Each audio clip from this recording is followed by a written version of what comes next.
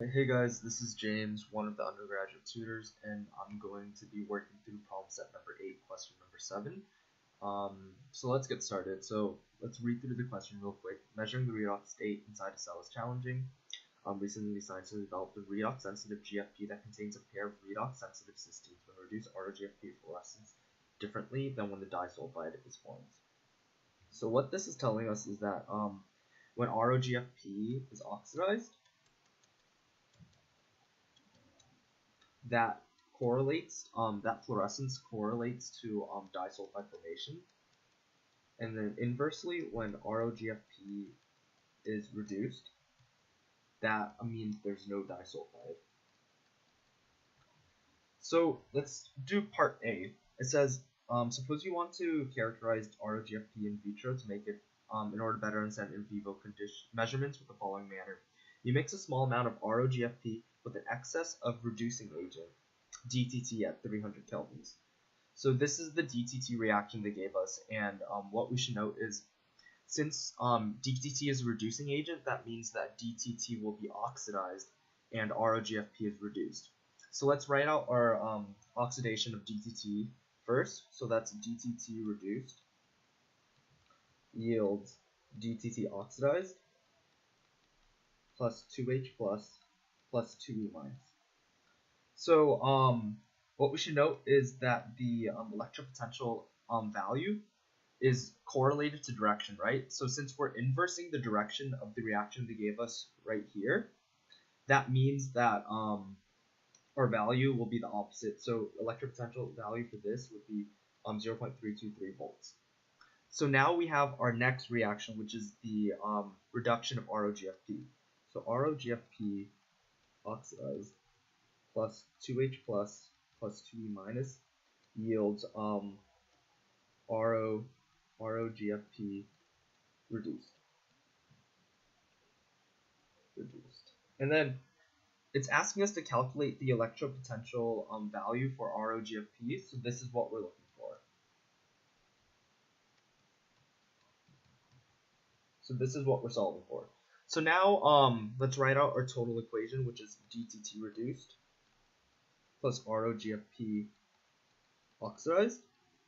The two H's and two E's cancel out, yields DTT oxidized plus ROGFP reduced. And this would be, this total value would be the change in electropotential. So let's think about our equations that we have. The one equation that should come to mind when you're doing this problem is the following equation right here. Delta E, so change in energy, is equal to change in electropotential energy, minus RT over VF ln Q. So since the question doesn't tell us that, or this question doesn't tell us that we're working under non-equilibrium standards, we should be able to assume that it's under equilibrium standards. So what that means is delta E is equal to 0. So from there we can say delta E naught. So the change in electropotential energy is equal to RT over VF ln Q. So our next step is to figure out the constants. We know R is equal to the gas constant. We know T from the question gave us was 300 kelvins. We know V is the number of electrons, which is 2, and F is Faraday's constant, which is 96,500. So what we're left with is Q. So Q is the reaction constant or coefficient of the final reaction that we have right here. So what that means is Q is equal to products over reactants. So ROGFP reduced over DTT reduced, and then ROGFP oxidized. And then in part A, they tell us that when ROGFP is 50% reduced, so when the concentration of ROGFP reduced is equal to ROGFP oxidized, right? DTT oxidized is about 5.4 times that of DTT reduced. So what we end up is the ROGFPs cancel out, and we're left with 5.4, since we have 5.4 times the concentration of DTT oxidized to DTT reduced. So now that we have all this, we can find our change in electropotential energy, which is E naught is equal to 8.314 times 300 over 2 times 96,500 times ln 5.4. So we get a value of, I believe it is 0.022 volts, right? So this is basically, this is also equal to the 2 electropotentials that we have up here. So we have E naught of dTt being oxidized plus E naught of ROGFP being reduced.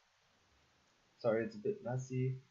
And then we have the electropotential for dTt oxidation, which is up here, 0.323. So what we're left with is 0.022 is equal to 0.323 plus the E naught we're interested in. And from there, we find that E naught of ROGFP being oxidized or being reduced is thus just the difference between these two, which is negative 0.301 volts. So that's how we do the first part of the question. So let's go on to the second part. Let's see. I'm going to erase everything now. Give me a sec.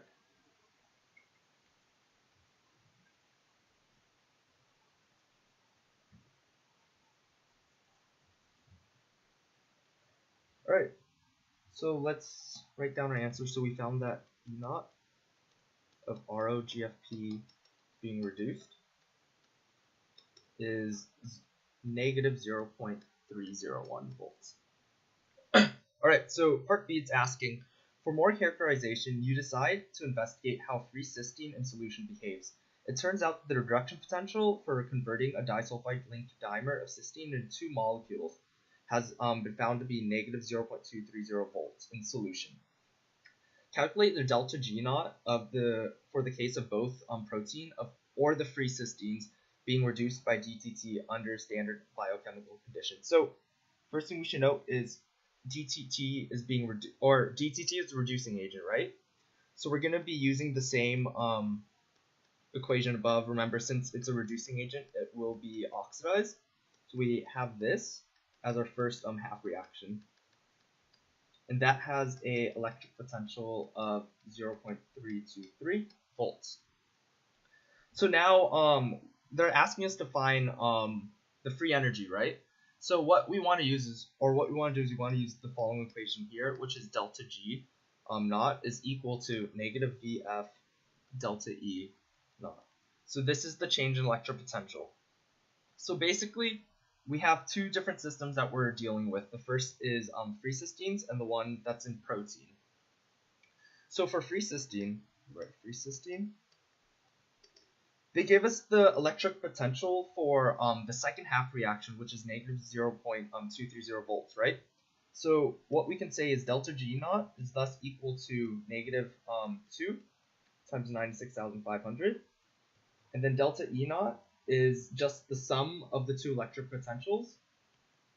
So 0.323 volts as from the dTt being oxidized, and then the value we have here, which is essentially similar to the reduction of or the reduction of ROGFP. So that's negative 0.23 volts, and then what we're left with is negative 17.9 kilojoule per mole. So our next problem is asking us for in protein. So the reason why we did the first step is we were calculating the electric potential value for the half reaction in a protein. So what we can do is we use the same formula, negative 2 times 96,500 times, so our first half reaction is the oxidation of dTt, which is the same as earlier, so 0.323 volts. However, in this case, we calculated the half reaction within a protein to be negative 0.301. So we get negative 0.0301 volts for our second half reaction. And that gives us a free energy value of negative 4.2 kilojoules per mole. So this is how you do part A and part B.